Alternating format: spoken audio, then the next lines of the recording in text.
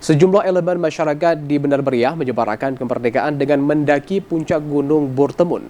Untuk mengibarkan bendera merah putih, para peserta harus mendaki puncak gunung dengan jarak 800 meter.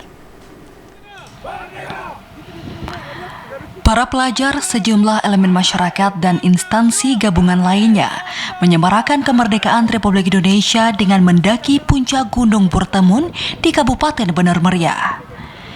Para peserta mendaki dengan membawa bendera Sang Merah Putih dengan jarak 800 meter untuk mengibarkannya di puncak Bortemun yang berada di ketinggian 1.500 meter dari permukaan laut.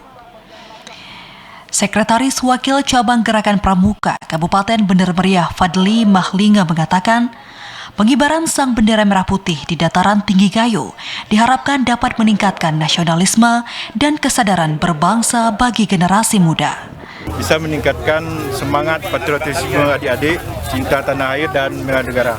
Ya, semoga kedepannya adik-adik seperti ikrar kita tadi siap mengawal NKRI.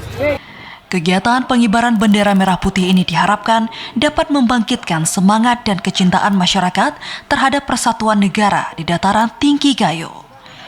Dari Benar Meriah, Mutia, TVRI Aceh melaporkan.